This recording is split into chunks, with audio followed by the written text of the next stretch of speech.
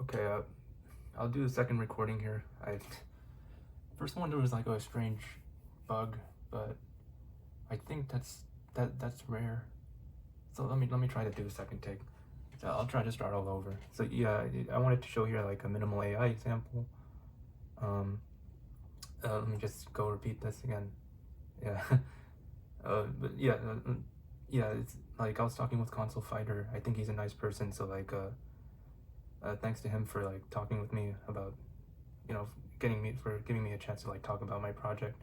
We were talking about it like here, and I'll put his channel link in the description, so that it's easy to find. Yeah, so thanks to him, and now I'll show the dolphin running. Okay, first I'll start up dolphin. Oops, wrong dolphin. This one. Yeah, so this is a dolphin 12436. The GitHub number is right here. Let me see. I'll show something in the log here, but yeah, the goal here is to like show three demos, minimal AI demos, just for proof of concept, and yeah, I'll show it in the scripts here. Hopefully that file bug doesn't happen again. We'll see. I think that was just a rare occurrence. So yeah, here I'll start up dolphin.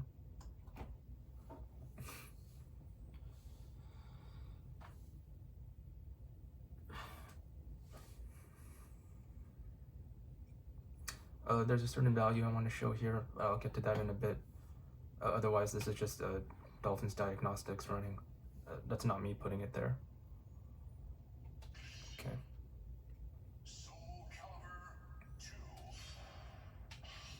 Okay, the minimal AI example I show here, it's in practice mode.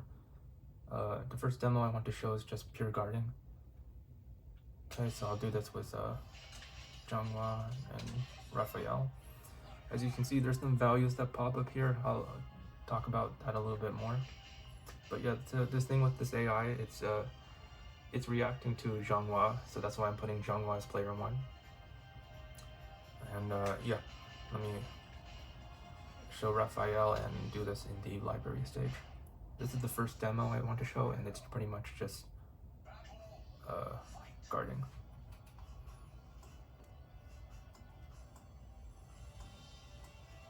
Okay, so to start up like the AI,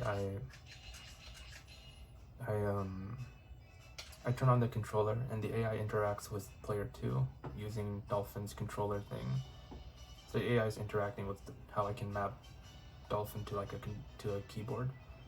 So normally Raphael doesn't react to certain values. As you can see, it appears like over here. Okay, but if I turn this on, as you can see, Raphael reacts to values and can guard. Sorry, I forgot to say. As a minimal AI, I only mapped it to Zhanghua's horizontal attack, her simple A attack, and her B attack, just a simple vertical attack. All right. Yeah, but the reason I want to show this is that I think, however I looked at the source code, I think what I found is how can I reverse engineer it. I think the research is consistent. Like I feel like it's stable, and it's something you can research more into if I'm allowed to. Yeah, that's why I want to show it. And hopefully in the other demos I show like just some techniques that I think that are like they work well. Yeah, so that's what I want to show here. As you can see, right, you can be in any spot, and one of the limitations right now is that the opponent can't consider the distance between Zhanghua and him. Like the AI can't consider the distance between the characters, so AI always guards. Okay, so yeah, the reason I just want to show this here is to demonstrate that yeah, the AI is reacting to values in the game. As you can see, like the C9 value here. I didn't show the original value because I'm just trying to be a bit considerate, and I'll try to talk more about that after I show the demos. When I talk about like future plans. But yeah, this is what I wanted to show for the first demo, just guarding. Okay. Yeah, the purpose here is just to show that values are popping up and Raphael can react to them. All right. Once again, those aren't the actual values, and I'm not showing the address or the actual what value I'm getting. So yeah, I'll talk more about why later. But yeah, this is Raphael on the library stage. Okay, let me turn off the script. Okay, this is the point where something in the file broke. Hopefully it doesn't happen again. But for the next demo, I will show this between Zhanghua and Taki on a different map. What I want to try to show here with like what I have so far is that I'd say I'm pretty confident that what I'm doing can work for different characters and different maps. So it's not isolated to just one map. Okay, same startup process. Okay, I'm a little bit worried because this is where it broke last time. Okay, the same thing. I start up the script. It's connected to controller 2. Hold on. Okay, I'm gonna do one horizontal attack and one vertical attack. Okay, everything's okay. Okay, it looks fine. Well, it's one of the things that can happen. I don't know. I'm pretty sure I tested the minimal one pretty well, but hopefully that was just rare. Yeah, but here, what I want to show with what I have, I only did this, it only works specifically between Taki and Zhanghua, is that I can get the distance between the characters, and I can have the AI like react to that, because when you have the distance between the characters, you don't need to guard when the characters are when they're far away. Yeah, you only need to guard if the character is close. All right. So that's what I want to show as another demo. Hold on, let me think. What I'm doing so far with the AI is that the AI is reacting to a single value, and that it's waiting for a bit before releasing the guard button. So there's nothing too fancy with timing as to how long the AI guards. I just put a value of my own choice. But really, the core thing is that the AI can react to when Zhanghua starts swinging. The AI doesn't guard arbitrarily, whenever. Okay. Yeah, this really does work on all parts of the map. I'm gonna try to push Taki over to the right edge of the map, and yeah, see, it just still works. The previous attempts I did, I tried to read pure vertex data and it didn't work. But really, with reading a value from the game's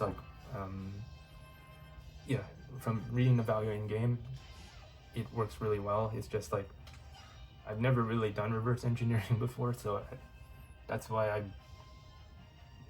I didn't really know what to think about trying this, and I didn't even know if it would work.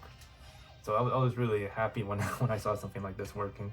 But sorry, yeah, this is the second demo showing that AI can react to distance. It uses a different technique from reading vertex data, and this is a convenience that using the Dolphin emulator provides this convenience of reading vertex data. So it is a different technique, but I still think it's very consistent and it works well. So yeah, this is the second demo. Okay, I'll go back to the menu. And the final demo I want to show. Oh, I could have kept Taki there. Whoops. I I haven't recorded the video too much, so whatever. Okay, yeah, here, yeah, just to show the third demo. This is Zhanghua once again, and there's Taki. And my last demo to show here is more of like what I think can be possible with the AI. So for this last demo here, I want to show like how I can sort of use those ideas to sort of create something that's a bit dynamic. I'm trying to not use the fancy words. Like basically what I want to add here in this AI is like, I want to show Taki trying to move away from Zhanghua, to try to avoid her, because you don't want to get hit. That's the idea. And I also want to show Taki trying to counterattack. I think it's better if I just show it first and talk more about it. Okay, same setup. I hope it doesn't break. Let me double check. Right?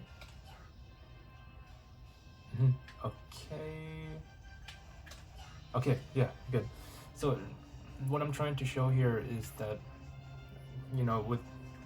with the setup I have, I feel like I have something confident. I'm confident I have something working, and it allows me to sort of really do custom things with the AI. Oh yeah.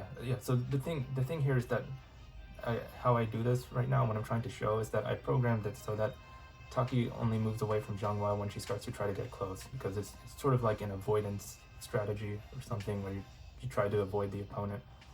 As you can see, she doesn't move when I'm far away, but when I'm close, she starts moving. Okay, and also I'm incorporating that thing from the previous demo where Taki doesn't guard when Zhanghua's far away. Even when she's,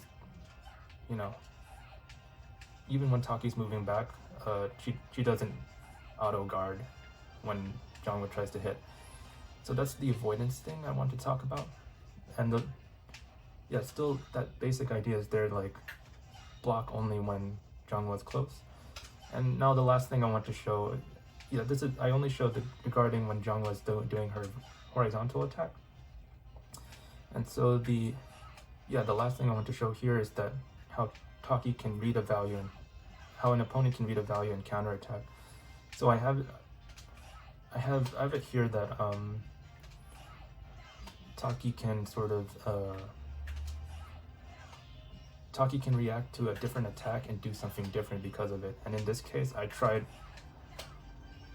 to show her trying to like roll away from Zhanghua's vertical attack and counter attack.